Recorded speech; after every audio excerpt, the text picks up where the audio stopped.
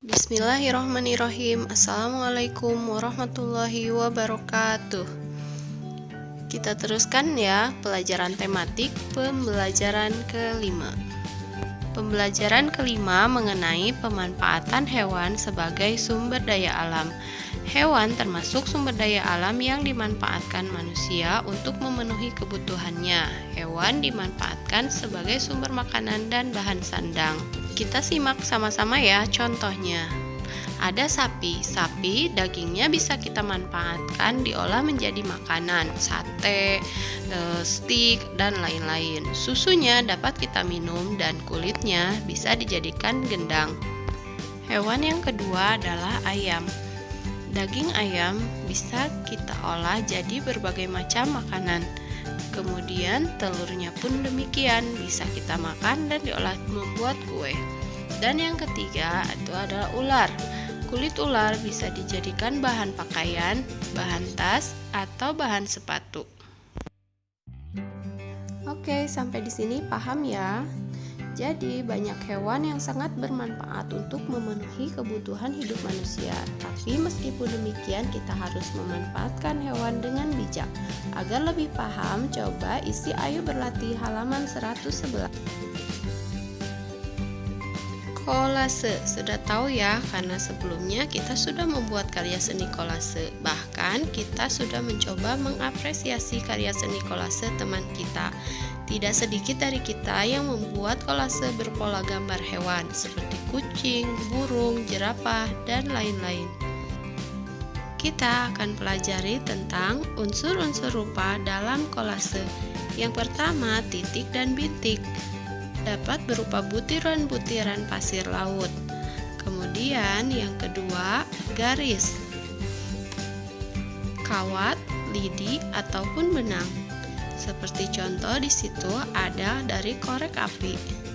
Yang ketiga, bidang, bentuk-bentuk geometri seperti lingkaran, persegi, segitiga, persegi panjang, dan lain-lain. Yang keempat, warna, kertas, warna, kain, ataupun cat. Memadukan berbagai warna dalam kolase. Oke, kita ke pembelajaran ke-6.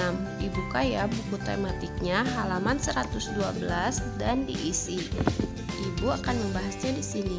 Yang pertama, carilah informasi mengenai hewan yang terancam punah di Indonesia.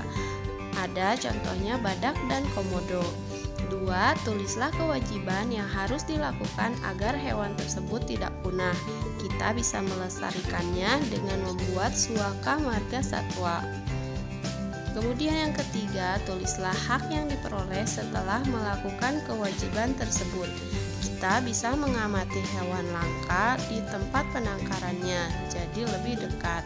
Berilah contoh sikap yang tidak menjalankan kewajiban melestarikan hewan langka dengan adanya perburuan liar dan menjual hewan langka ke negara yang lain. Dan yang kelima, apa saja akibat dari kepunahan hewan langka terhadap kehidupan? Ekosistemnya akan terganggu, kemudian keanekaragaman hayati di bumi pun akan berkurang. Dari hewan langka kita teruskan ke menuliskan laporan hasil wawancara.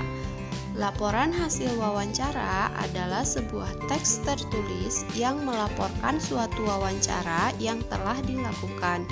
Laporan hasil wawancara memiliki susunan yang tepat agar hasil wawancara dapat dipertanggungjawabkan, jelas dan mudah dimengerti oleh pembacanya. Berikut ini ada format laporan hasil wawancara. Yuk kita simak contoh mengisi format hasil wawancara. Yang pertama ada latar belakang, menuliskan alasan melakukan wawancara. Contohnya, kami siswa kelas 4 mendapat tugas melakukan wawancara tentang pemeliharaan tumbuhan di Desa Pusakasari. Yang kedua, maksud dan tujuan. Menuliskan maksud dan tujuan melakukan wawancara. Contohnya, tujuan Tujuan dari kegiatan ini adalah untuk mendapatkan informasi dan memperdalam pemahaman tentang pemeliharaan tumbuh. Yang ketiga, menuliskan topik wawancara. Contohnya di sini yaitu pemeliharaan tumbuhan. Keempat, waktu dan tempat. Tuliskan hari dan tanggal, misalnya Senin 12 Oktober 2020 pukul 10 sampai dengan selesai tempat Desa Pusakasari. 5. Laporan hasil wawancara. Menuliskan narasumber, Pak Tani, pewawancara siswa kelas 4, hasilnya tuliskan jawaban yang diutarakan oleh narasumber. Dan yang terakhir, kesimpulan. Tuliskan kesimpulan yang diperoleh dari hasil wawancara. Baiklah, demikian video dari Ibu. Semoga video ini dapat dipahami dengan baik. Sampai jumpa di video berikutnya. Wassalamualaikum warahmatullahi wabarakatuh.